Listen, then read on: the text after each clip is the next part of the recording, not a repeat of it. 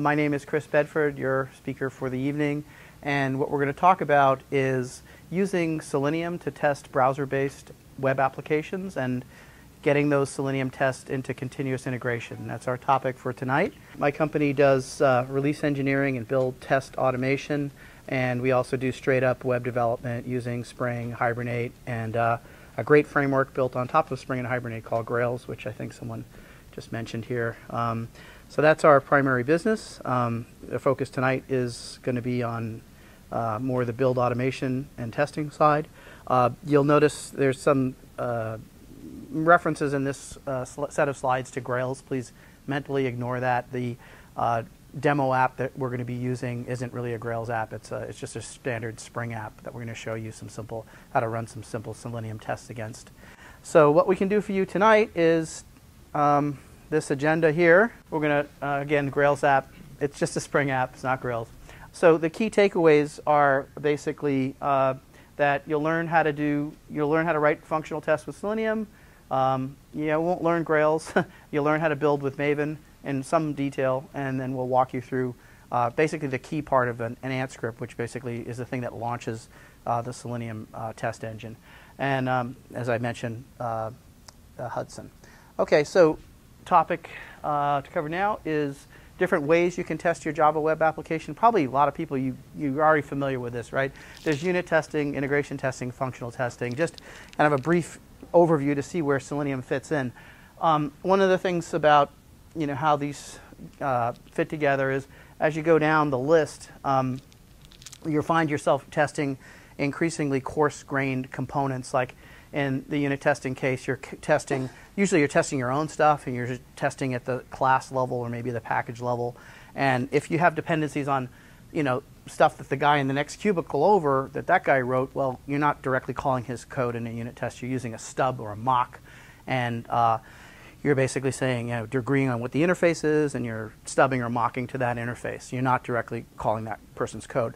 Then with integration testing, the way I kind of think about it is if you have a dependency on somebody else's stuff in another module, then at that point you're stopping the mocking and the stubbing, and you're actually directly incorporating that code. So I listed a few things here, unit, packages, class level scope, using mocks. One of the ways I tend to do my integration tests is even if I'm testing stuff that is in a production environment designed to run in another process, I'll usually short circuit all of the marshalling and the transport layer stuff and directly invoke the classes in that other module when I'm integration testing, just to make the integration test fast.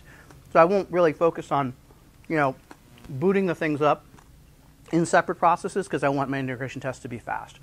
It's really functional testing where I think it's important to try to replicate your the production environment more closely, and that's where you want to run in the actual container, your actual web app, servlet container or EJB container, whatever.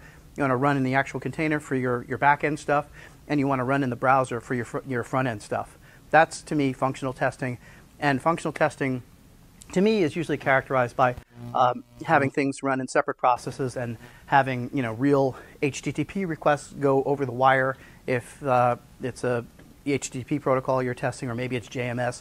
But at that point, you're really using the actual infrastructure that you're going to be deploying into production, ideally.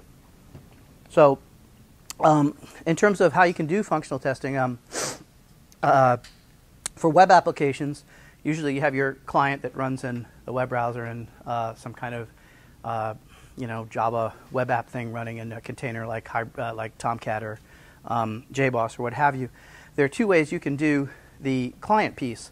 One is you can use a testing framework that actually launches the real browser that you're going to use in production and uses the real JavaScript engine that you're going to be using in production, like if it's IE's JavaScript or if it's Opera's JavaScript.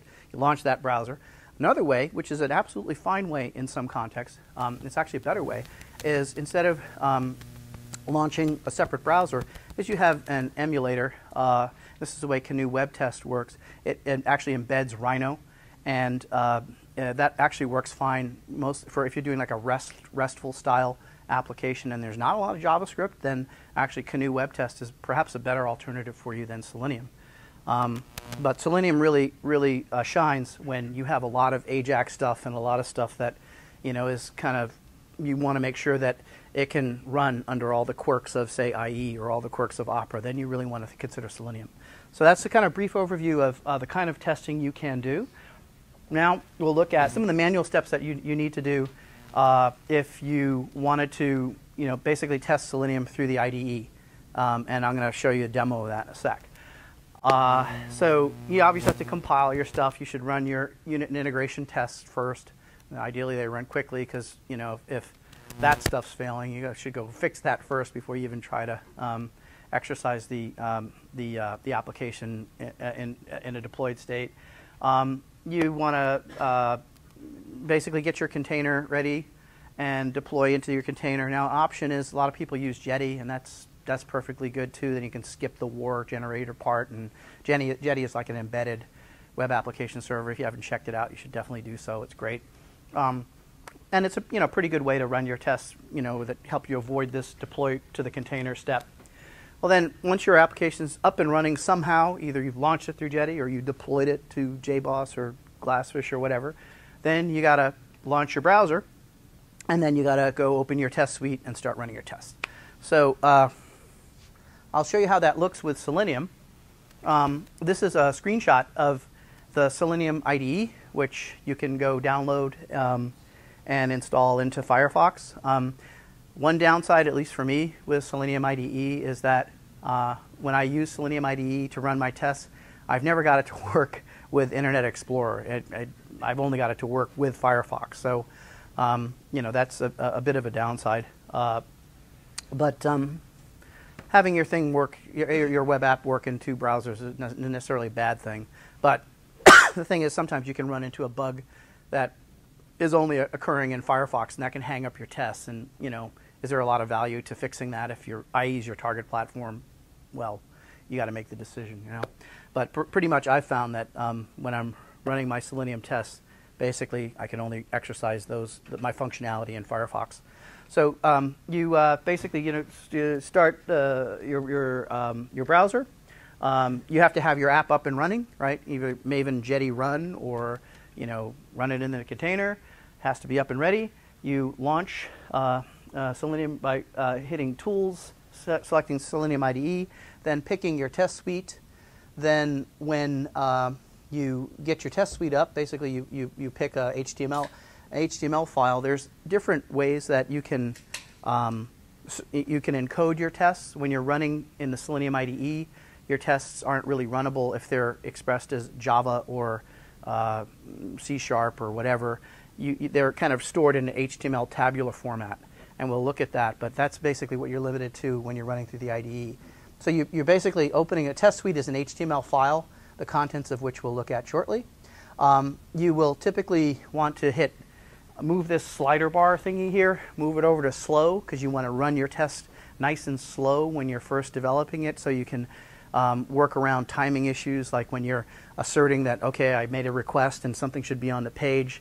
Well, sometimes it takes a while for the server to serve that up. So if you use certain constructs in Selenium, like assert text present, basically it's like you make the request, and right after you make the request, that thing better be there, right? So if you say assert text present, your test will fail unless you run it really slow.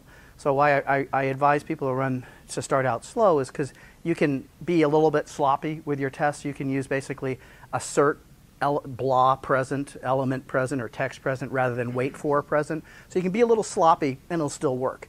Then you get the test running, and then you can move the slider bar down to fast, and then you can start working on correcting your tests. So we'll see a little bit about the specific syntax and commands that I'm referring to in a sec, but just make sure you start slow. Then you hit this other bar here to start playing the entire suite, and then you'll basically see your test case will start running, and as the different steps are executed, you'll see a little highlight bar go over each step, and if you see it red, that means it failed at that point. Okay, so that's kind of what the IDE looks like. I'm going to give you a demo in a second, but before I jump into the demo, I wanted you to see kind of what you're going to be seeing.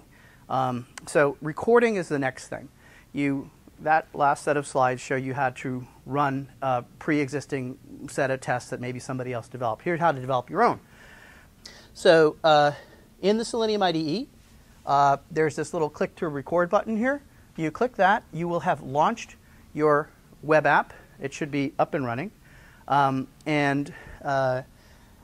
doesn't have to be on the page. It could be on yahoo.com or something like that. The first step you do when you're developing your test is say open and then the URL that you want to go to. And you'll see as I fumble around with the Selenium IDE, that's the one tricky part, is to get the open to work. I can never get that to work in a smooth fashion, but at least you'll see how I do it, and then when you guys start using the IDE, you'll kind of know what the little magic is. You'll see me go through it. So yeah, you bring up your app, and the app is here. It's right there, Grails app. For us, in this talk, it's a non-Grails app. You say click to record, and you start doing stuff. That's just it. You just start clicking on things, and what you'll find is after you do your open statement, which you kind of have to do manually, at least in my experience, when you click on new book here, it's going to put in the command click and wait new book, which is neat. You don't have to know the command, it just puts it in there for you.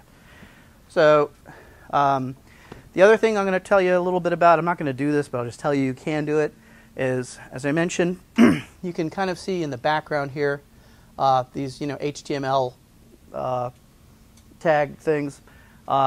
That's how Selenium stores your test when you have recorded initially in the IDE, but you don't have to keep them in HTML format. What you can do is you can go to the File menu, say Export Test Suite As, and you can pick from Ruby or C# or Java or Groovy or many different 3GLs. You can then take your the test that you've run and export it into a 3GL. And why is that beneficial? Well, that means that once it's available as a 3GL, you can start running your tests through something like TestNG or JUnit or whatever. And then the other thing that you're going to find as you do more and more and more tests is that you have this sea of HTML you got to wade through. And in every scenario where you have to do a login, you're going to be repeating the same stupid thing. So what you're going to start doing is you're going to start exporting your HTML into Java code, and then you're going to start writing these helper methods like login to page or click on tab, and then that's the way you can do refactoring of your tests. So the upshot here is you don't have to keep stuff as HTML. Export it. I don't know how many people can see this here, but what we have at the bottom, hopefully you can see, is what a test suite consisting of one test case. Well, actually, this has two test cases. So ignore new test case down here. This is what the Java looks like. Really simple. Basically, it's creating a test suite, adding two test cases to it. Well, actually, yeah, so it's two test cases. Then returning the suite and then running it with the JUnit test runner. So that's what you get when you dump the stuff out. Okay, so I'm going to come back to this slide. It's probably going to be a little bit hard to read, especially this, but the main point behind this slide is that when you're saving your tests, you're going to export them. They're going to be HTML files. It's a little tricky, and I'm going to just this caveat. It's actually very tricky. It's very confusing where the Selenium puts these stupid files, and it's best to make the suites and the HTML test cases live in the same directory. So keep that in mind. Make them live in the same directory. You have far fewer hassles. That's what works for me, because getting them working relative was, for me, a pain. Okay, so with no further comment, what I think we'll do is we'll go launch our application. Hope people can see that. I have a directory here, Selenium demo, and it has it's a multi-module Maven project. We'll talk a little bit about that in a bit, but the key thing is I have two sub-projects. I have, well, this project, Grails War. This is for my web app. It's the thing that becomes the war file. And then all my functional tests are here. So I keep things nice and separate, and this is really good too. If you have a QA group doing your QA testing and then your development team, you can keep things nice and separate with this Maven multi-module structure. It works quite well. And then there's a top-level driver that lives in the Selenium demo, the top-level project that contains these two. So that's a quick overview of the structure. But let's just run it real quick. I talked about Jetty earlier. One of the nice things, well, let me just briefly show you what the POM, this is the build script for the top-level part. As you can see, there's Grails War, which is the web app part. This is the driver script. And then the thing that allows me to run Jetty, which is the embedded the embedded app server container, that lives in Grails War. Whoops, Grails War POM.xml. So just a real quick look. Here's my Maven POM that allows me to run Jetty, and all I have to do to run Jetty is I have to include the Jetty plugin. So that's it. Very nice. I tell it my scan interval, and I'm ready to go if I just type in Maven Jetty run. One of the nice things about Jetty is it's embedded, and the other thing is, whoops, and it's also not there. Got to go down here.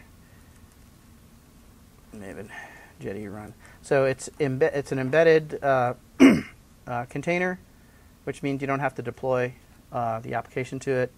And the other nice thing is, you see this scanner thing? It means if I change my code on the fly, Jetty will just use that new code, compile it, and run it on the fly. So you don't have to do the deployment step. So here's my app. You notice it's not Grails. And it's a real simple app, considered a book catalog, and allows you to create, records of books. You type new book, and you get this dynamic create book dialog, which just has the text create book. It's real simple. Okay, so we have the app here. Let's see what we would do. Whoops, Google's not there. But yeah, let's just go to let's go to Google, which we can't get to because the network's bad. We're going to go through our previous slides. Remember, I went through and told you a little bit about how you launch Selenium, right? Tools, Selenium IDE, Open Test Suite. We're going to do that right now. So we're going to go to Tools, Selenium IDE. We're going to open the test suite. Now, I have a little alias I made for the purposes of this demo, so I could find my test suite quickly. And it's tests. Okay, so, whoops. So my tests live here. This trick is just so I can get to the directory that the tests live in. So I'm launching Selenium IDE, and I'm choosing my test suite. Here it is, Open Test Suite, and then my little alias that I used before lets me get to the directory real quick. I click on Test Suite. Now, also, let me tell you one more thing so you know when you're using this tool. It tends to do this. See? That thing just disappeared. Get ready for the left panel to just go away. You got to keep dragging it like that. So that's a little bit of a thing to watch out for. But anyway, we're going to run our entire suite. And like I told you, we should always, start slow first. And actually, it's good for the demo because we can see things going slowly. So we set to timeout. We open demo. It goes to our page, waits for text present new book, and then it goes and waits for text present create book. That's this step. I'll run it one more time so you can see. But those are some basic Selenium commands. Open. Here's your context root. Here's the base URL that the context root is added to. You got to make sure these are set up correctly.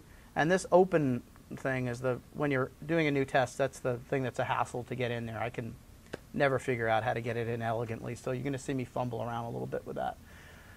But that's basically it. We ran our first pre-existing Selenium test. Rather than using the IDE, is there any advantage to using Java directly? And what I would say is, if you have created a lot of these helper methods where you have things like do login, so you can get your session established, it might be good to do the stuff in Java, but the thing you could also do in that kind of case is you can just do the login manually and then capture the bunch of steps that you want to do, like fill out the invoice request, the expense request form, and then submit it, and then make sure that the next page says approved or whatever, right? Might as well just do that in the IDE. It's real quick, and then just dump it out in Java, take the result, and then start working with that. That's what I would tend to do. But you can just as well do it, if you're really good with the commands, you can just type them in. That's fine too. So, good question. And I guess where we are is we've run our test, and you can see here if you run your test, everything's green. You have no failures, no reds. It's all good. So let's now look at creating a new test. We're going to create some tests from scratch. I'm going to show you the record replay facility that you have available. And I'm going to just call this test 2. I'm making this directory because I want to put my test here. That's why I made this directory test 2. And what I'm going to do is I'm going to put down Selenium, put it to bed for a minute here, relaunch it. And you're going to see, as I do this talk, you're going to see some of the tricky things. Like, again, this is one of the tricky things. You have to drag that stupid left-hand panel out sometimes because it just goes away. But once you're used to it, it's fine. Now we're going to, what are we going to do? We're going to make a new test suite. We're going to just basically duplicate what we saw in the old test suite, but at least I'll show you how to go walk you through the details. And the thing you got to look out for is the open, which is always the bear. Okay, so we have the beginnings of our a blank canvas here, and I know my base URL is correct, and I know that my context root is demo, so in /demo I should see the opening / page of the application. Now I have to use the open command for that, and I always mess this up, so please bear with me. Sometimes I just have to type it in manually because it's such a hassle to get started. Okay, so here's open, and then target. See, this is the problem. It kind of tends to hang on you. I told you this is what happened. So what I tend to do is a lot of times I'll just go look at an existing test, and I told you this would be clunky, right? I look at an existing test for the open command.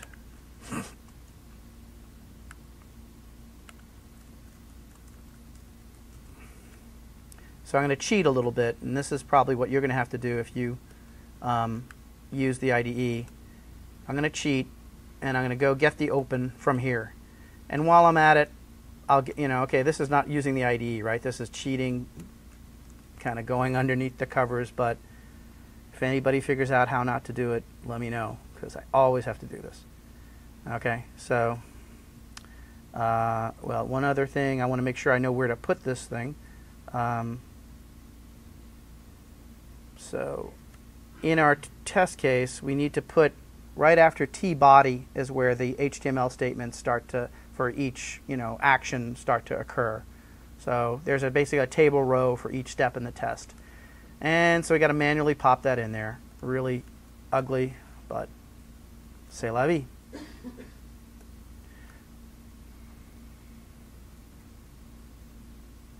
Okay, sorry. Let me get back here, make sure I have the open part as well. Missed that. Okay. Okay, so the first thing I do is, just for the purposes of this demo, I'll set the timeout. This timeout, by the way, is the thing that kicks into gear when you do something like wait for text present or wait for element present. The default is 30 seconds. When I'm doing a demo, I like things to fail fast, so I set the timeout at the top here. And then I stick in my open by hand, and again, I apologize, but, it is what it is, So now we have our open. Okay, now we can start doing stuff. I'm going to run the test as is now. Okay, so I ran it, and basically open executed, and I'm at my splash screen. Now I can start recording additional actions, capturing events. I got to click on record, And I got to make sure when you're doing record, make sure after you click on this, your blue highlight bar should be down at the bottom, because this blue highlight bar tells you where your next statement's going to go. So after we open, that's when we do our next thing. Our next thing is what? Our next thing is going to be basically click on this new book. Okay, that's good. You see, we got that screen event that event was captured and recorded as a test statement.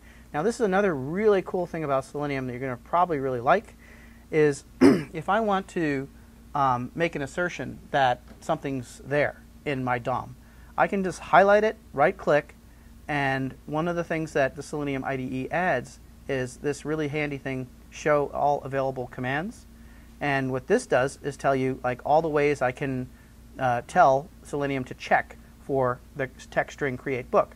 I could look for something via XPath. I could just do a regular expression. What I tend to do is I like to say wait for text present, which for some reason doesn't seem to be, yeah, wait for text present. So if you can, always do the wait for. And boom, we got there. Now, I don't want this one. Sometimes this is an extraneous thing that got captured because I was clicking around in here. So if you don't want something to be there, you just go like that. So basically, this is our test. We're going to keep it real simple for our first one. We are going to, now, let's save it. And I'm going to show you not only how to create the test, but to save it in a manner where you can actually get at it again. And this is another tricky part where it helps to have a tutorial, someone who's experienced the pain before. I'm going to give my well, I'm trying to double click on this and it's, Oh, good point. Thank you. Very good point. Well, it's kind of, okay, so it doesn't want to come up and give me the properties dialog. So I'm going to call this thing, when I save it, I'm going to save it as untitled for now, and I'm going to doctor it up. So here's where I'm going to save my test. You see, this is, can everybody see, this is a directory called temp test2. That's where they're going to go.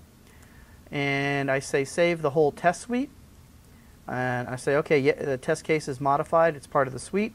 I'll probably have to save that out first.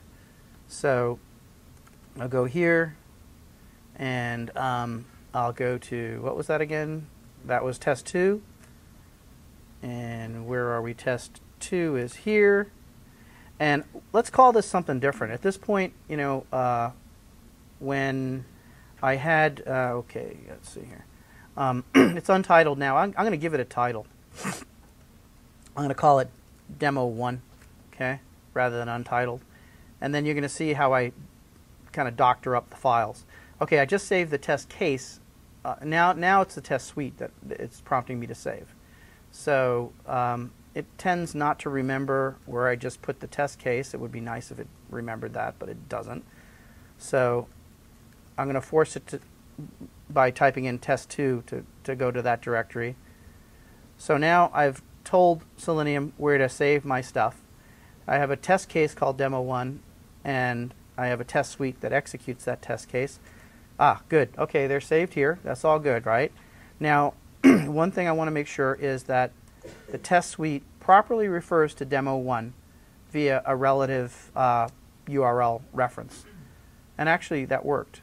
The only thing that didn't work was the href. I don't know if everybody can see this, but basically this is just an HTML table that says the Demo 1 is accessed through the href Demo 1. It has to be HTML. So sometimes I find myself, I haven't gotten around this. I just have to doctor up these file paths. I just haven't got Selenium to do it in an elegant way. And you'll probably have to do the same thing. But once you got the hang of it, it's fine. You know, it's just a quirk, and you learn to deal with it. What did I put here? The actual file. Oh, yes. Actually, that's a very good point. Thank you. That's why I like to have astute people in the audience. That would have messed me up, and I would have been flailing around. Okay. So that's better. Thank you very much. So now you have test suite HTML referencing demo1.html, which is good. So what we're going to do at this point is go back to our non-loading Google page, which wouldn't load. And we're going to try to launch the Selenium IDE. Open the test suite. Remember, it lived in test 2. We open it. It has demo 1. Always start slow. Run our test. Demo. Click and wait. Ooh. Click and wait. New book not found. Oh, okay. Wait for text press. I should have done that. All right. Okay, so this is actually good. What happened here is we did an open, and we're waiting for the thing to come back, but we're not really waiting. We're going right to the next right to the next assertion, which says we need to click and wait for new book, but new book's not there yet. So what I'm going to do here is I'm going to fix this by saying after the open, wait for something to happen, kind of stabilize and make sure that my request was returned before I try to click on anything. Does that make sense? Right? We open demo and then we're trying to click on something, but the request hasn't come back. Page not loaded. It's not there in the DOM.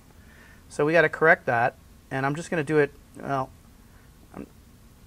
I'm doing it with the IDE, but I'm doing this HTML hacking, which is a little bit unelegant, but please forgive me.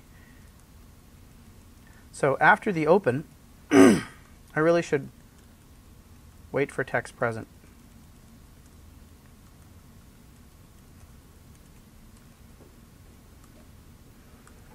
Okay, let's try it like that. So we're going to open, wait for new book to appear, which it does, then click on it. Let's try rerunning the test and see if we have any better results.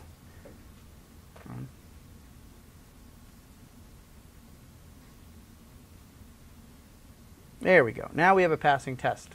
So we wrote our first Selenium test, and now you know what actually might be interesting? Why don't we export it to Java? See what that looks like. Or we could use C#. Any C# fans? No? No hands? Okay. So all right. Okay. So it'll be Java. Okay.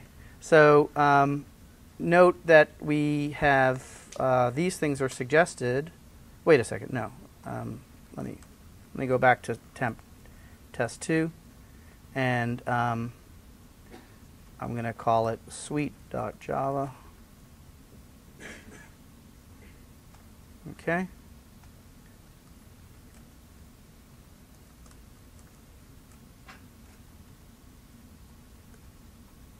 Oh, I never did this with testng.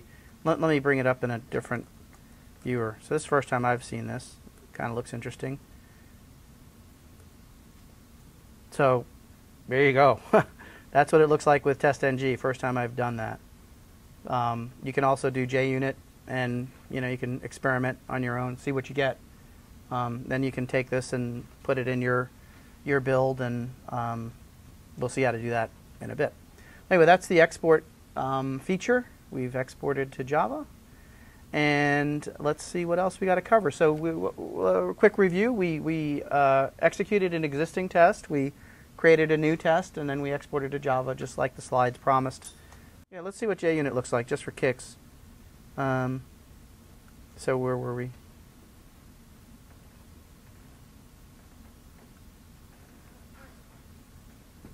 Export. It was JUnit.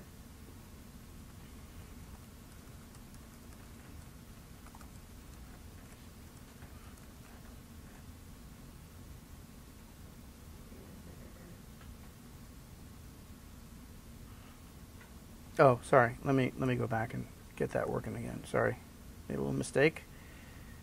Go back again as JUnit, and oh, well, it should be here. Okay, so it should be in temp test 2.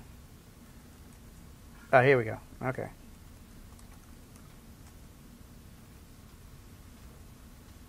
Well, the JUnit looks a lot nicer, but we need to find the demo class. So. Okay, so I need to export the test. I exported the suite, but I didn't export the test case. So we have to go back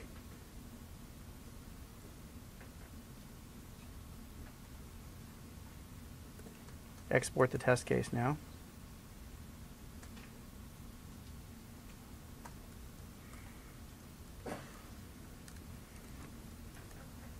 File name might not match up with what's in the suite, but you can always correct that later. So here's the test case.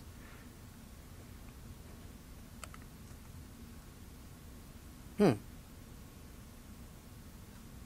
much difference. Not much difference. Yeah, so might want to look and see if there's any way we can. I've actually mostly my work has been using Groovy, and the Groovy code looks a lot cleaner than this. So exporting to Groovy might be even better idea. Looks a little bit messy. So I've worked mostly with Groovy and working with just the straight HTML tables. I haven't really ever even integrated the JUnit or TestNG stuff into my build processes. Yeah, so a little bit verbose there. Okay, so that's what it looks like, and I think I'll shut down the IDE, and I will shut down this. Go back to the slides. And we went through all this stuff. We talked about saving and saving new or modified Selenium tests. So now maybe go a little bit more into detail about what makes up the framework. The framework is composed of the IDE, which we just saw, and it's composed of the Selenium commands. This is the language for doing things like open a page, click on an element, wait for a DOM element at some XPath to come back. That's these things here. Assert that the title of the page is whatever. So that's the Selenium command set. Then the final component in what makes up Selenium is Selenium RC.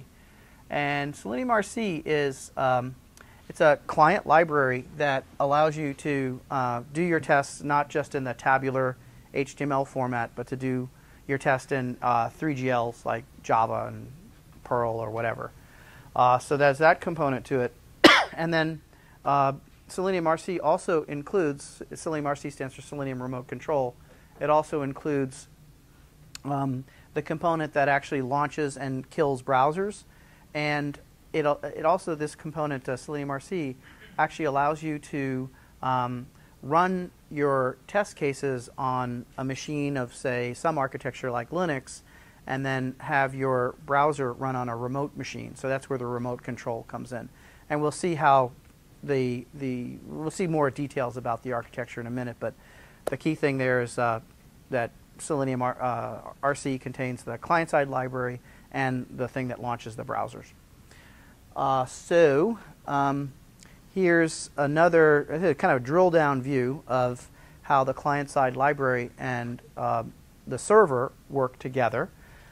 What you see here, down here, is a screenshot capture of the Java export of some Selenium tests. So this is working on one machine here. And then Selenium RC, you have potentially on the same machine or potentially across a machine boundary. That's what this dotted line is. Selenium RC is running the remote control server here. And then what this guy has done is it's launched a browser session. And when it launches a browser session, it launches the browser pointing to a URL that contains a page, or a big old page of JavaScript, which contains Selenium core.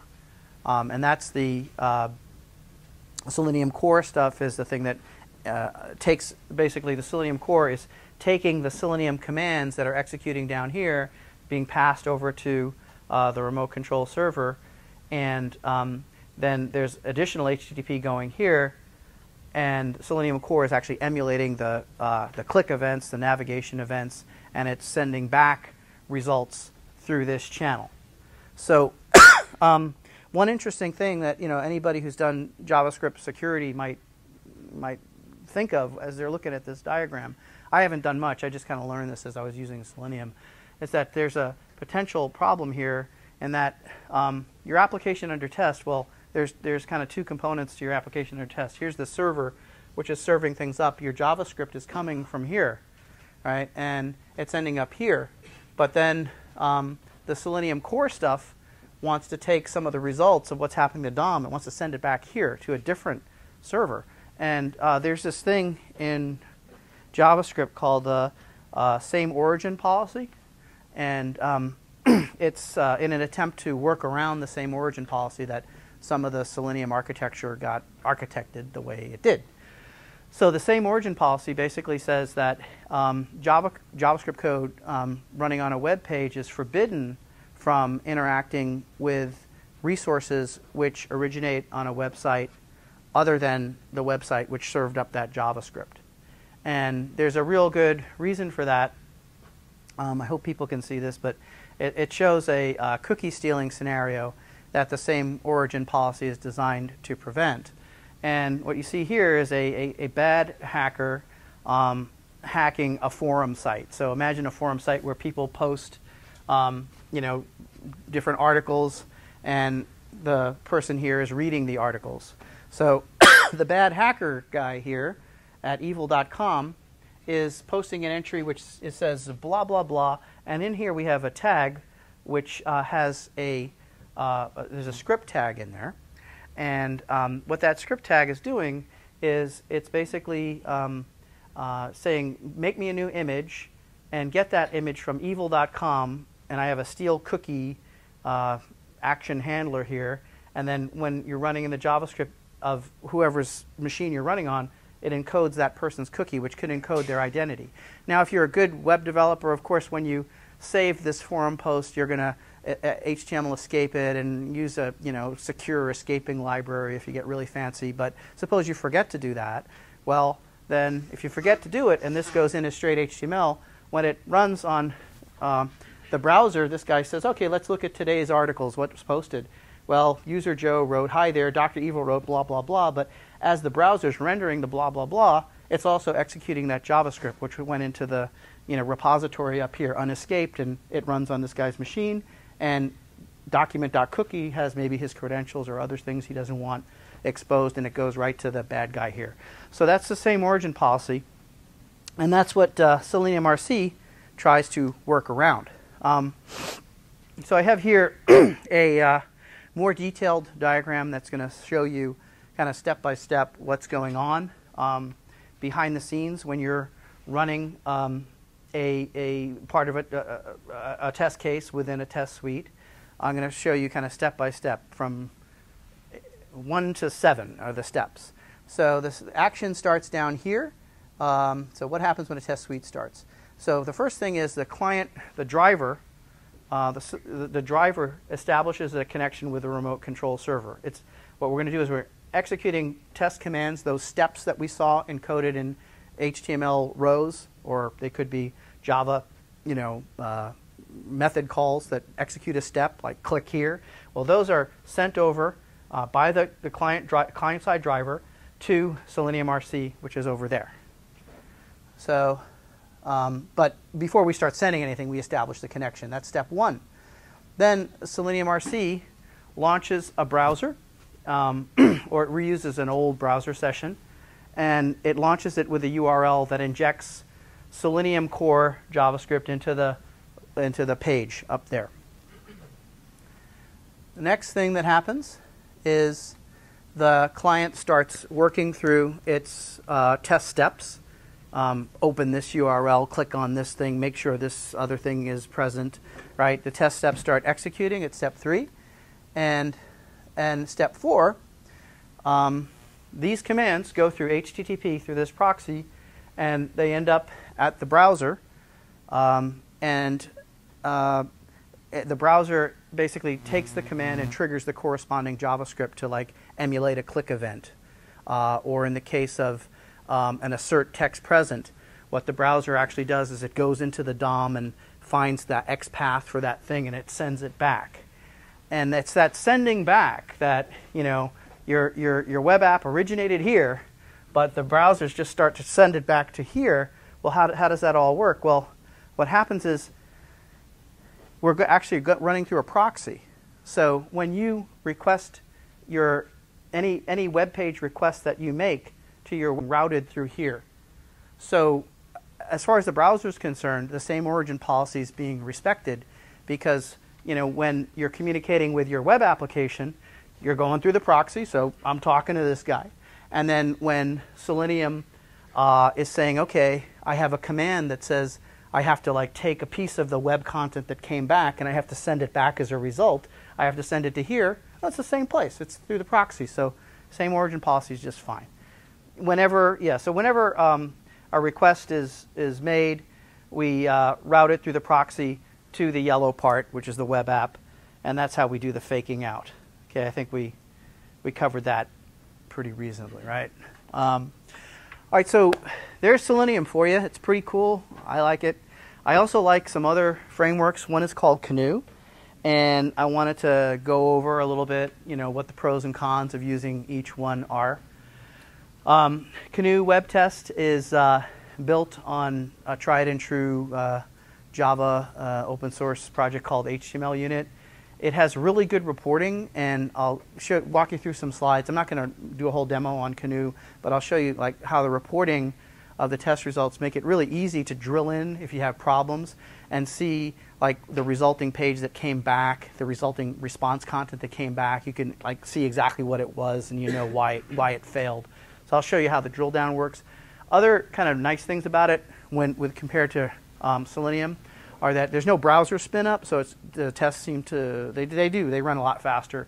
And if you're working with a web application that is returning non-standard content like say PDFs or Excel spreadsheet content, there's all these functions in Canoo WebTest that lets you pick apart those responses and make assertions on is this cell at A5 12. You can do all kinds of those very elegantly with WebTest. Cons: weaker IDE, and you cannot export your Canoo WebTest to this wide array of third-party languages. Basically, you get Ant or Gant. That's how you write your tests. Gant is groovy interface to Ant. It's still really good though, depending on if your application isn't. If you're using a lot of Ajax and JavaScript and that has to be right, then really you should think of Selenium. So Selenium, well, we kind of went over the pros, or kind of the opposites of the cons of Canoo WebTest. But yeah, just to reiterate, Selenium runs in the actual browser. Canoo WebTest uses Rhino as an embedded JavaScript engine. So if you're really trying to give your JavaScript a good run through and see if it's going to work on IE or Opera, it's not the same engine, so you're going to run into bugs in Canoo that you don't run into in IE and vice versa. So it's not the best way to test your JavaScript. So Selenium, slower to start.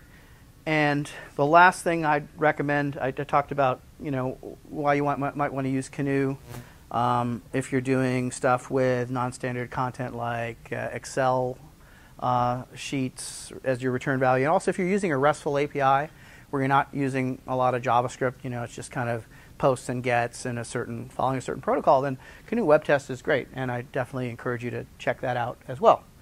Right now what I think I'm going to do is just really quickly walk you through some of the screens that you get. This is one of my favorite things about Canoo WebTest is the reports.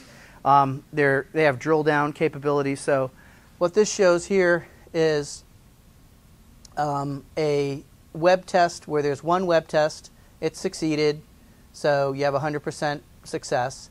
And that web test was made up of 5 steps.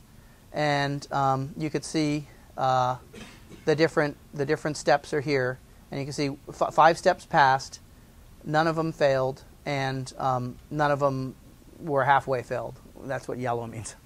And if you did have a failure, what you do is you would click on the individual step. Like if this was a X1 failed, I would click there, and then I would go to a page that lists the actual steps, and it would tell me, okay, here's the steps, and here's what I was trying to do, and at this point there was a failure, and then to diagnose the failure I could actually click on the resulting page and it would show me what the actual response was that I got back, and I can kind of say, okay, why was that bad? So it's really, really good for debugging. I think better than Selenium. So that's a quick aside on Canoe, which is definitely worth a look. Now, I'm going to talk about what we just did was basically we did some manual creation of our Selenium tests, and we ran them manually in the IDE, and that's certainly a good way to get going. But if you want to get the benefit of continuous integration, you really want to automate your build, and you want to put this whole process in continuous integration. And when people check in, you want to run your unit test and your Selenium test, your functional test, and that's where you really start getting good value out of this thing. So let's see what it takes to get all these steps in your build process. Well, you got to. I think I went over a lot of this. Yeah, it's pretty obvious. Compile, package the war. Yeah, I think I'm repeating stuff here. Yeah, we went over this. This is a pretty obvious process. But what can we use to automate the process? Well, Ant is pretty popular, and I'm going to show you really quickly like the core of an Ant script that launches Selenium. Maven, most people aren't as familiar, and I really like Maven, and I think it makes a lot of stuff easy.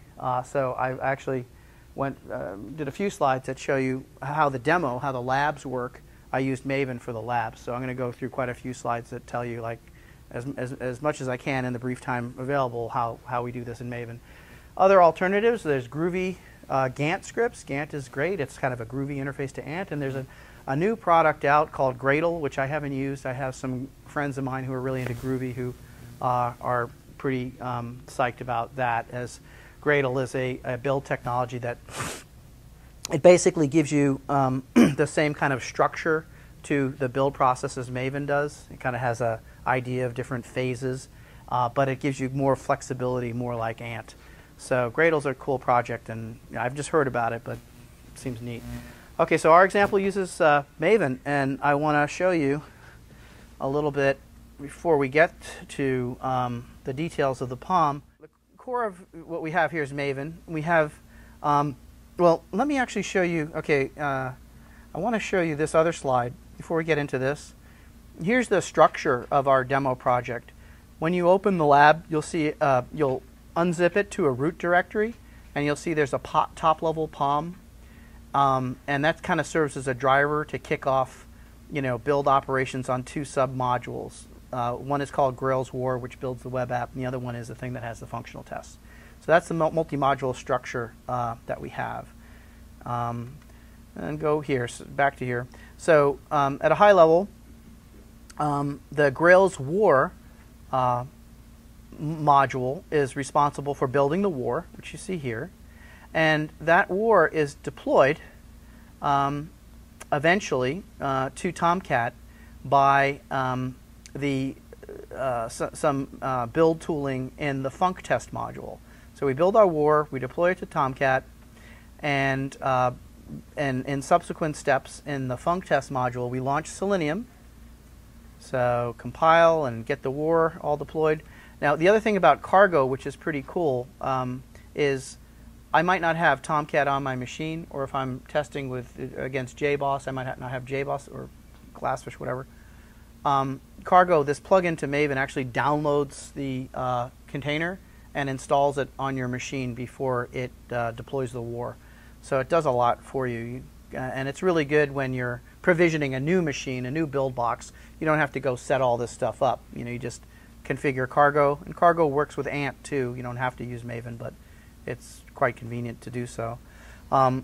So this basically is the flow here. So you're deploying to Tomcat, and Cargo makes sure that Tomcat's there. And then the next phase is the Selenium phase. After the application is deployed to Tomcat, it's up and running. You got to launch. Remember, we talked about Selenium RC, which boots the browser. Well, there's a Selenium plugin for Maven which does that, and it works with a pretty minimal configuration. So once Selenium RC is launched via Selenium server jar, that's where Selenium RC, the server, lives, it will launch Firefox here, or whatever browser you're using, and it'll start stepping through your test cases there. So that's kind of the overall flow. So Maven does make a lot of things easier. The answer to that question is that Maven is, it's pure Java. I don't know how Rails uses Rake or something like that. It's using SVN and getting an SVN client on Windows, and it fell apart at that point. Yeah. So just a quick, my experience is that once you get things working on Windows, well, if you can make it work on Windows, it's going to work on Linux, almost guaranteed, because you all those file locking problems and all that nonsense that you have to deal with on Windows. Once you've worked around that, it's going to work on Linux. I don't, I guess my personal opinion is if you want to have a multi-mode, multi-platform shop where people are developing on, because some people are familiar with Linux, some people are familiar with Mac, some people are familiar with Windows, then I guess your build process really should work across all platforms. Okay, so back to our our view of the structure of our project. Just wanted to give you an overview. So when you start looking at the files, you're going to know what's where, right? You unzip your lab into the root. You're in top level driver here, right? This guy pom.xml. And then Grails.war builds your web app. It's not a Grails app. It's the non-Grails app. And then func_test runs the Selenium tests. So I have more of that to come. So now I'm going to actually show you a demo. And I'm going to show you, let's see how we're doing on time. I'm going to show you two scenarios. One where the unit tests pass, and I'm going to show you how when the tests pass, where to look for this file that gives you the results. And then when you're in Hudson, this is the file that's actually published as a build server report of the build results. So here, the top level here is the happy mode, all tests are passing. And when you run your lab, you should see this. And I'll also show you how to break things and get stuff to fail. And when you get stuff to fail, I'm going to show you a little debugging technique, how to look in, well, remember I said the func_test module has the tests. One of the things we'll look at in the func_test module, in fact, I'll bring it up right now. Okay, we don't need this. We're going to make sure our app is down. Kind of forget where I am here, so I got to go to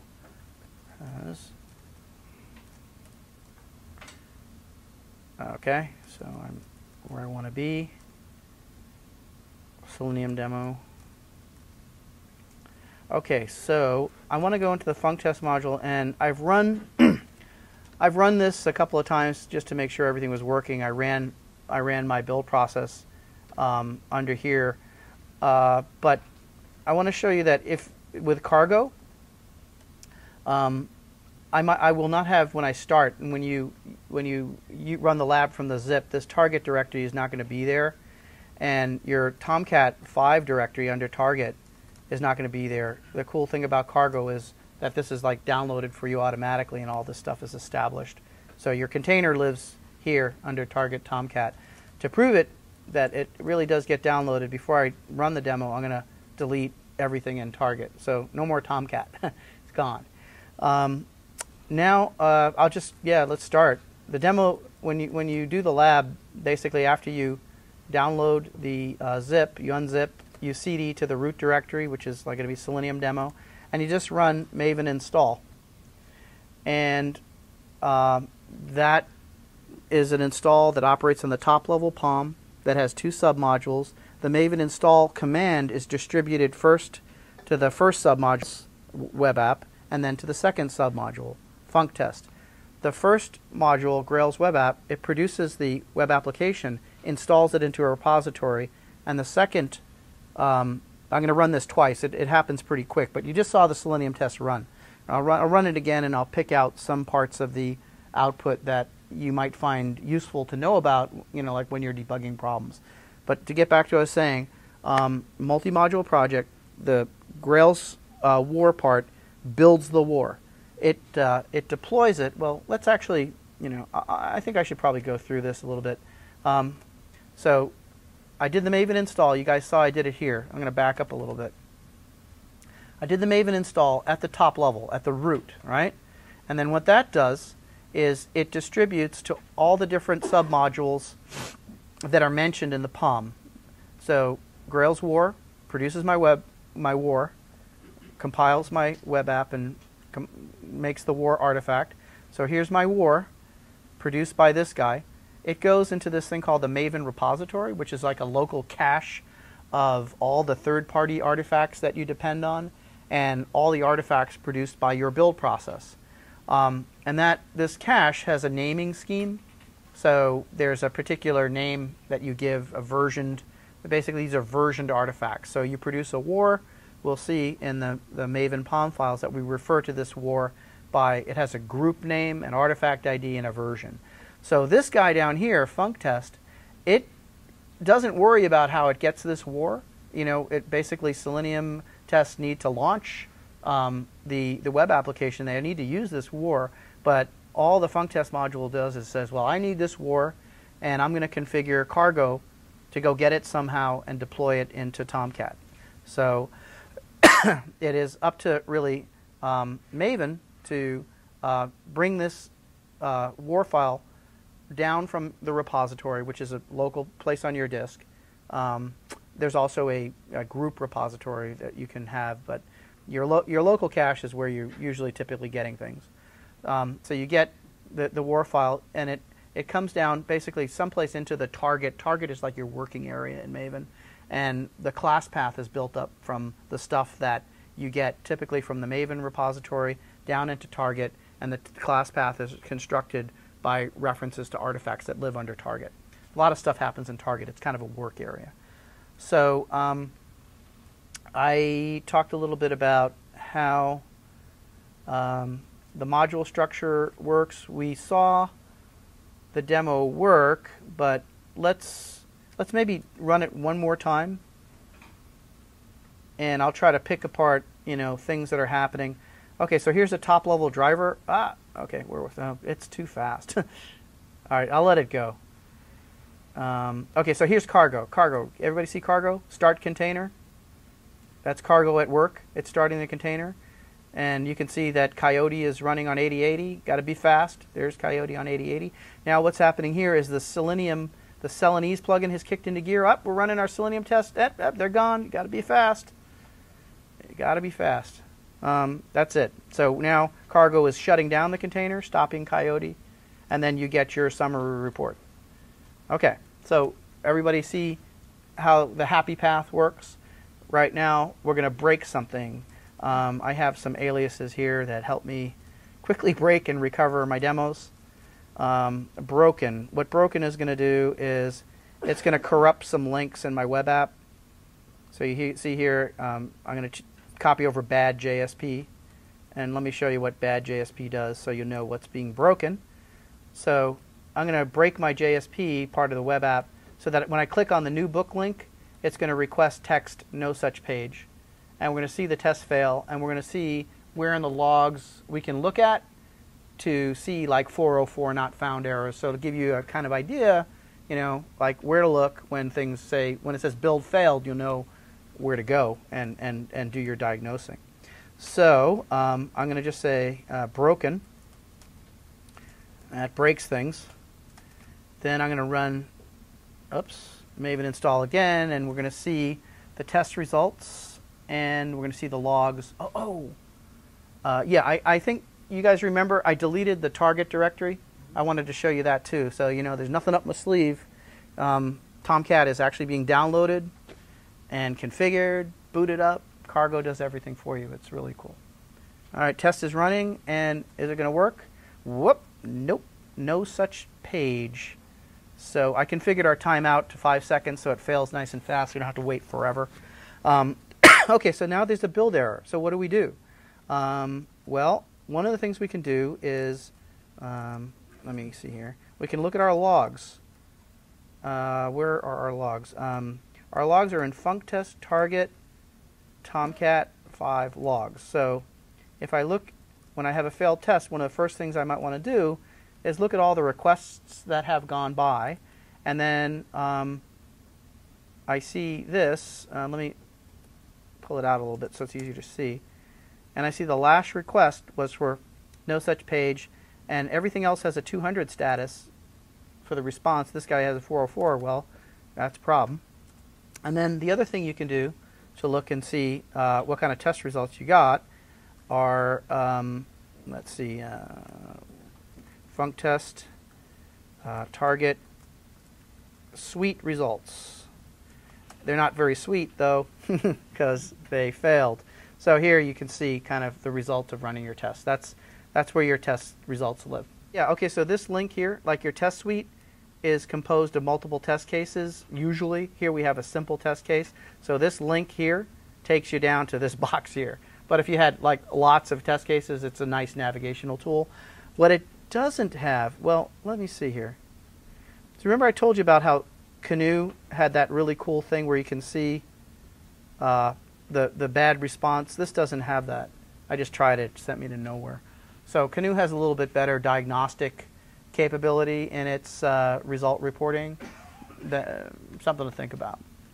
Okay, so where are we now? We did the demo. We saw good and bad. Now I'm going to take you really quickly through some basics about Maven. I'm going to fly by this because we don't have too much time. So Maven is a convention over configuration build system, much in the way that Ruby on Rails is convention over configuration. You can it expects you to put things in certain places, and if you put things in those places, you don't have to configure them. You can override it if you want, but you know, following its conventions makes it happy usually. Pom.xml, which is one of the things we're going to look into, is the thing that specifies the the recipe for your build. It tends to do it declaratively rather than procedurally like Ant, and it basically allows you to state things like, what artifact type do you want to produce in your build? Do you want a war? Do you want a jar? Do you want an ear? And then once you declare the artifact you're producing, you don't have to go through all these steps of like zipping things up and putting things in. It just, the artifact type dictates the build steps and the things that happen so that Maven does stuff for you. The other thing that you typically state in the POM is, what dependencies do you have? In Ant projects, you're typically checking things into a lib directory, and that's okay for small projects, but I don't know if anybody has ever had to upgrade like Spring from 2.0 to 2.5 and then go crawl through all of these dependencies and get everything into the lib directory. It can be really a nightmare. And with Maven, what you basically do is you say, I need Spring 2.0, and then you want to bump up to Spring 2.5, you just change the version number, and then the dependencies are then transitively resolved, and they're grabbed for you, which is a really big plus. Now, as an aside, I should mention that you don't have to use Maven for this. You can also use Ivy, which is basically uses the same repository format as Maven, so you could get the benefits of transitive dependency resolution and not have to go to Maven. But Maven gives you other stuff, so it might be worth a look. Shared repository is another thing you get with Maven, and they're kind of a concept, and there's a convention for naming the artifacts. When you depend on something, you name it according to group ID, artifact ID, and version. Finally, another concept is build lifecycle. Each type of artifact that you can generate, like a war, has certain steps in that Maven just follows automatically. And one of the things you can do to customize your build is that these steps or phases in the life cycle serve as hook points for you to insert plugins, and that's what we'll see we've done in our build project that we have a lab made out of. We've actually, at certain hook points, we've actually inserted the cargo plugin, which goes and downloads the container for you and goes and starts it up. So I'll explain a little bit about how that works. Finally, we have nested build structure, which is another concept, and I think we understand that. Top-level driver distributes a certain command over to all its submodules. Okay, so yeah, we kind of beat this to death. I think I'll just run through the nice little animation and see where our Grails war. It comes down where it's needed. All right, we went through that.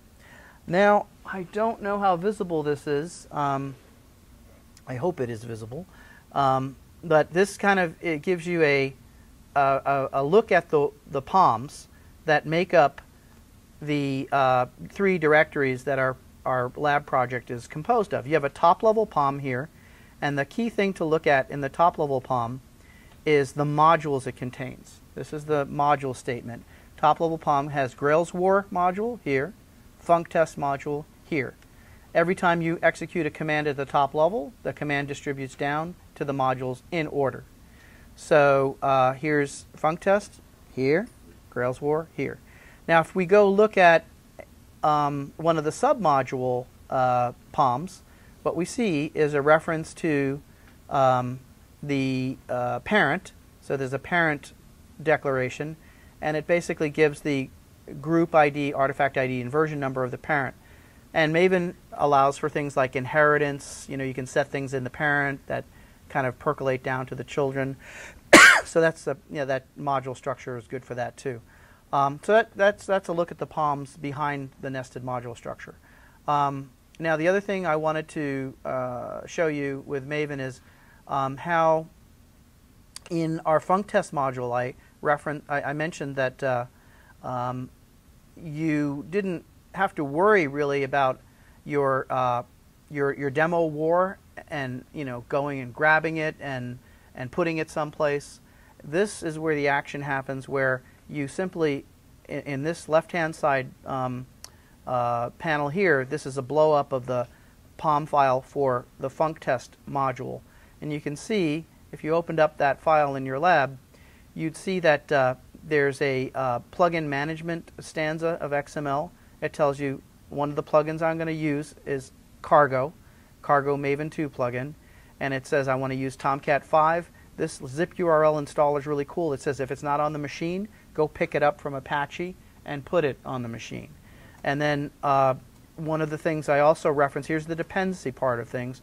Notice at this point here, down at the bottom, I have a stanza which says deployable. What are the things I'm deploying as cargo? What am I pushing to my container? Well, what I do is I reference org.example demo, and that just picks it up from the repository. How did it get to the repository? The prior stage of the build process, what went on in Grails-war. As you can see here, Grails-war, you look here, it says, what do I produce? I produce an artifact called demo. The group ID is inherited from the parent. That's where org.example, that's why that's not stated here in the POM for Grails-war.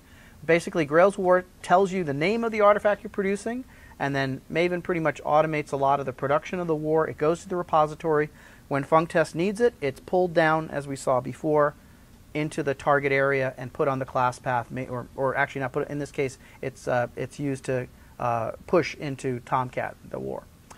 So that's how the dependency relationship works.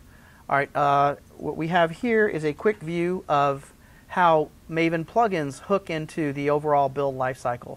Remember, I mentioned that with Maven, you have particular artifact types, things you're producing, wars, ears, jars, whatever, and then for each artifact type, you have different stages in a build lifecycle that are executed to produce that artifact type.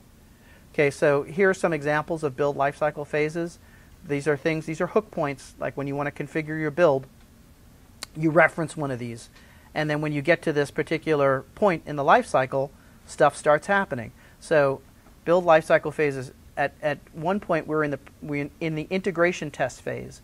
Before we get to the integration test phase, we're in pre-integration test phase. So what happens in pre-integration test phase? Well, that's a great time for you, as you can see here in the configuration for cargo. What you're doing is you're saying, not only do I want to use Tomcat, but I want to state that I want to hook into this phase in the build lifecycle. And I do that via an execution statement. And it basically says, I'm going to execute something at this phase, pre-integration test. Everybody see that?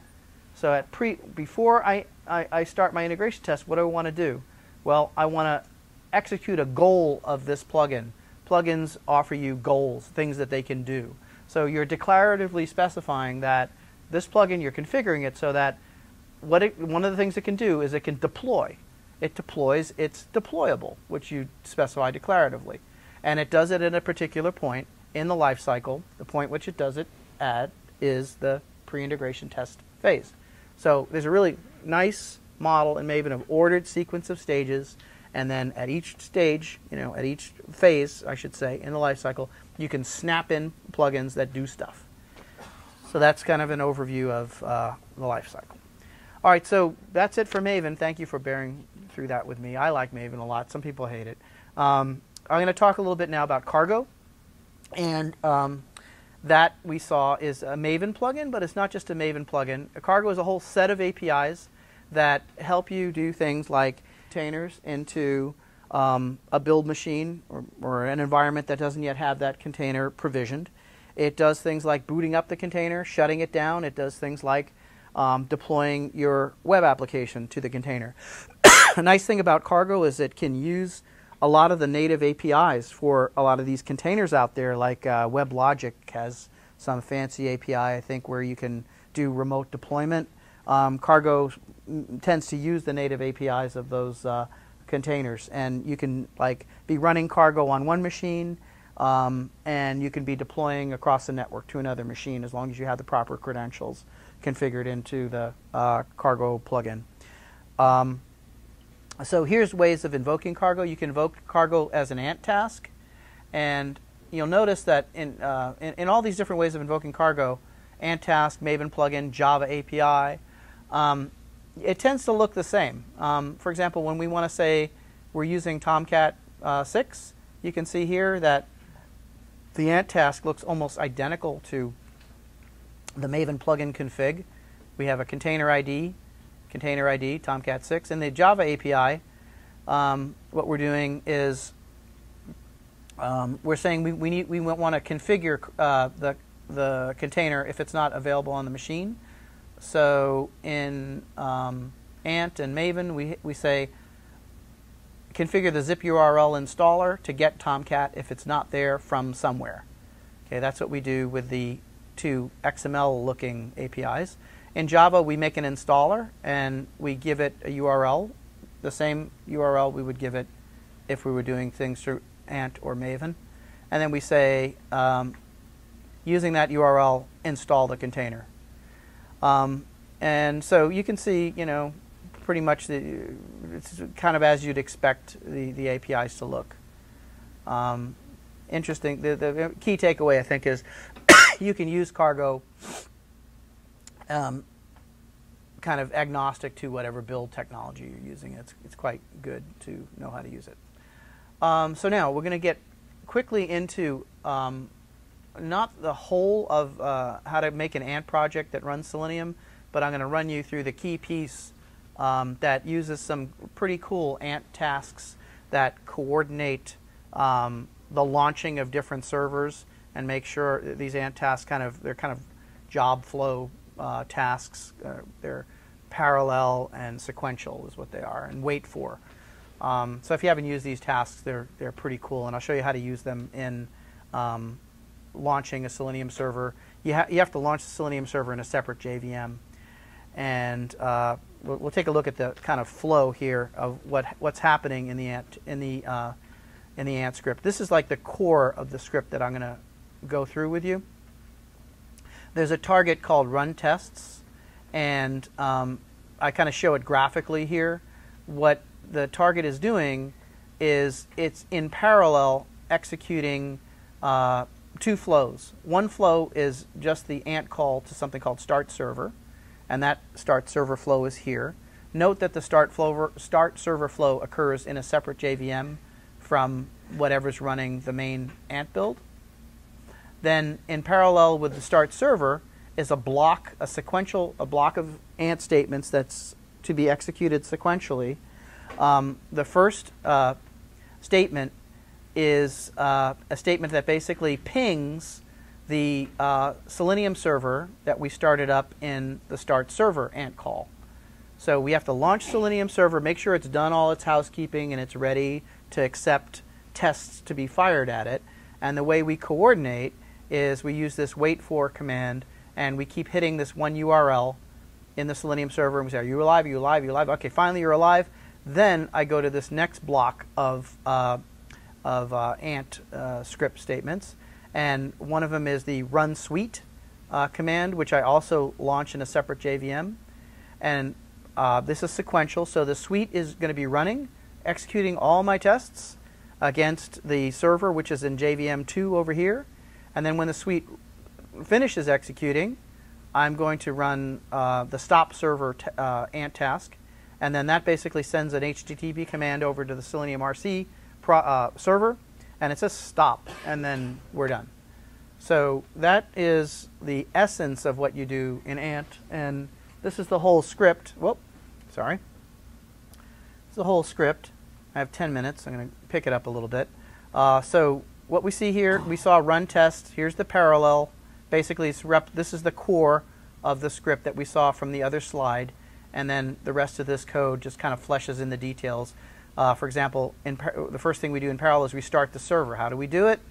We run java jar lib. Well, I'm assuming that this Selenium server jar is in your lib directory.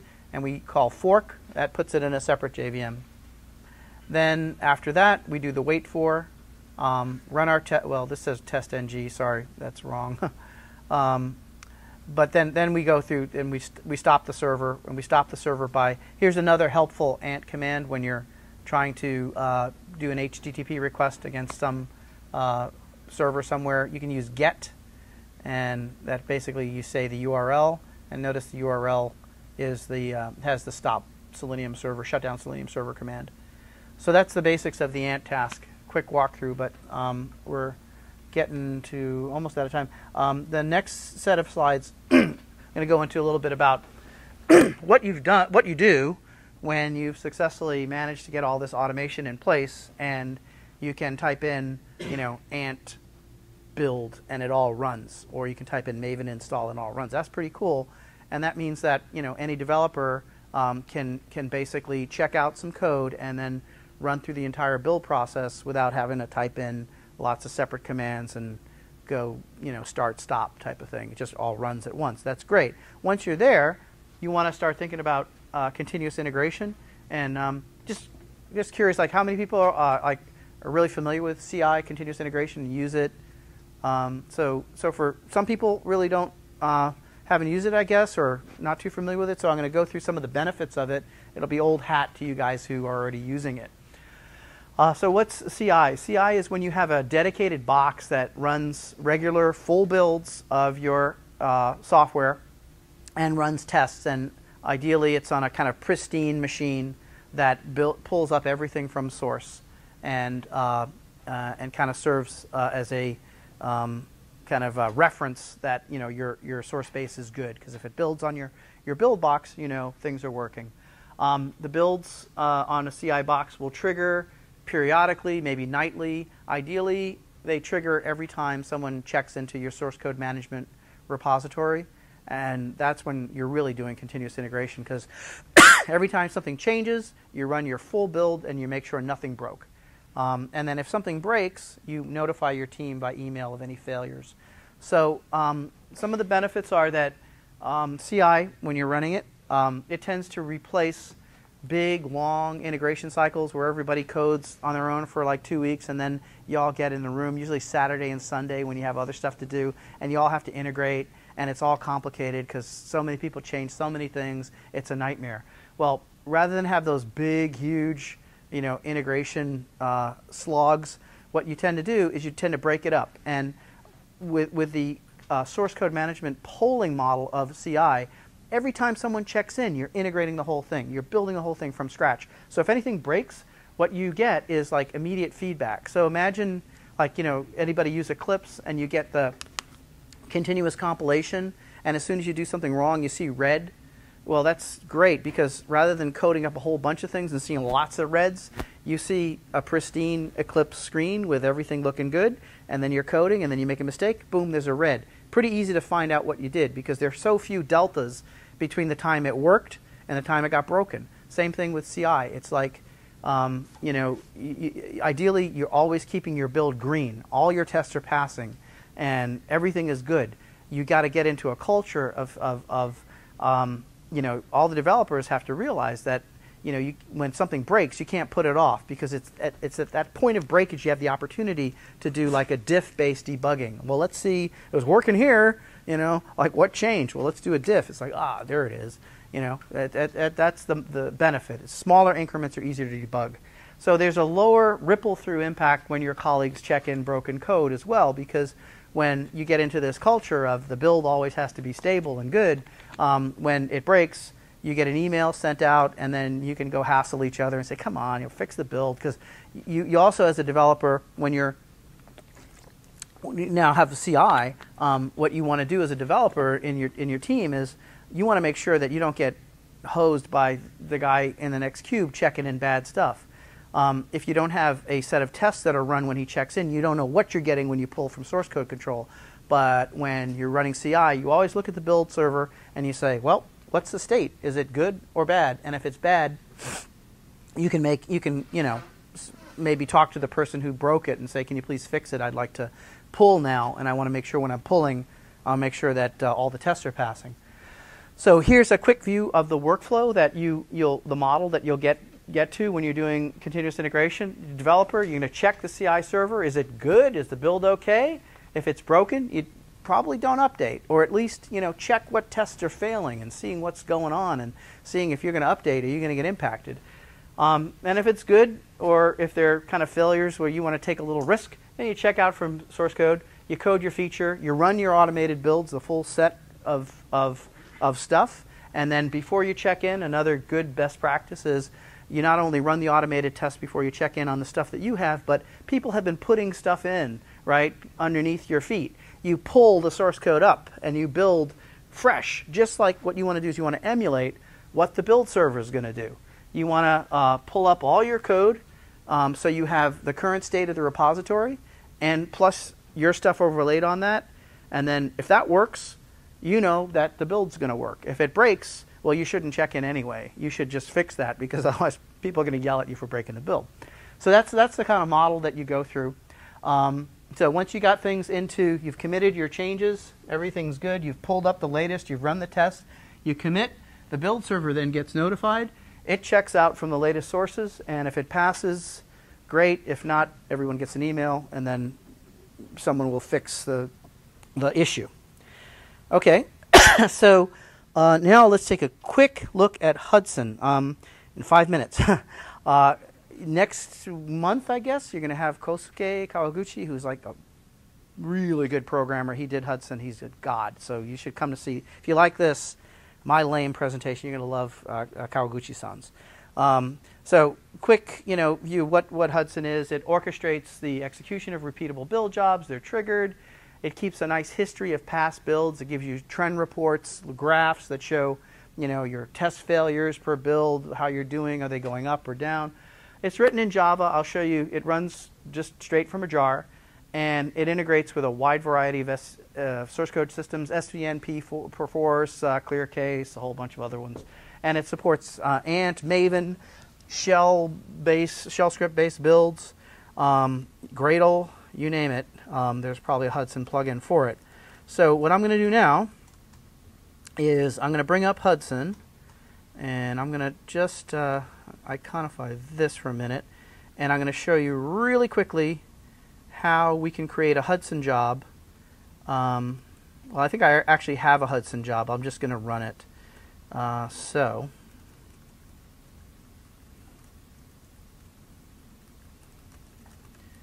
where is Hudson? So I got to go to here, Hudson. Okay, so all I downloaded Hudson from the Hudson website, and to run it, I have this alias called HUD, and the only thing fancy that I do here is I have it run on a different HTTP port from the default, which is 8080. I don't want it to clash with my app. So I'm going to bring Hudson up. There's some failures here. It runs in Jetty, by the way, all nice and embedded. I ignore these failures. Usually it works fine. When I pulled it, it happened to be failing on these disk monitors, but they don't seem to disturb anything, so I just use it rather than go fish around for a version that doesn't have the failures. For the purposes of the demo, it doesn't matter. Okay, so we fired up Hudson. Localhost, it's going to run on 9090. Oops, not that.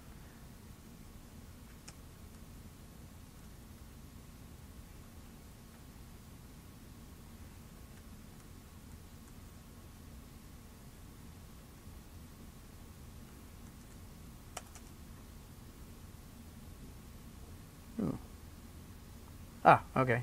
Took a little bit. All right, so what I'll show you now is just a really brief tour through the things you can do. You can create a new job. You can create a Maven 2 project. You can create Ant projects. If I create a job, I usually give it a name. I've already created my job, so oh, it's kind of hanging a bit. Sorry. All right. Technical difficulties here. Running a little slow. Okay, I'm not going to go create a job. What I'll do is just show you an existing job that I have configured. I have my Selenium demo configured, and here's my build history. You notice when I first tried it, it blew up, and then it started working. Blue means good. Configuration, show you a couple of configuration options. I've configured it so that it uses Subversion, and I have like a local Subversion SVN repository here. Here's the repository URL, and I've set it to trigger so that if I check into Subversion, it polls. This is a cron syntax for how often to poll. All stars mean every minute, and you can look at the help to figure out like how to make it hourly or every 5 minutes. So you have your email notification where you can send out build failed notices. To run the job manually, we would basically click on it, and we'd see what we saw before when I demoed to you how the lab runs. It basically runs the same way on a Hudson server. So I clicked build now. You could see a build just got kicked off, and the pass-fail status will be folded into the history. If I want to see what's going on real time with the console, well, there it is, just like we saw when we ran Hudson. Ran the build through our command line in our shell window. Same thing happens. So it's running our Selenium tests, and at the end it says build successful. So there's Hudson for you. I won't go into too much detail again because you really want to hear it from Kosuke's lips rather than mine, because he did the framework and he's really awesome. So you come to that session. So that's it. You know, basically, I think we went through Ant and we went through Hudson. I'll show you a few resources. I'm going to send up these slides. I'll probably publish it to my blog site and give it to Sasha so he can publish it through the user group page. But here's some resources for you to check out if you're interested in Selenium. And the last one is particularly interesting if you're interested in getting Selenium test into continual integration. This has tips and tricks on that subject. So that's it. Thanks, everybody. Thank you for your attention. Appreciate it.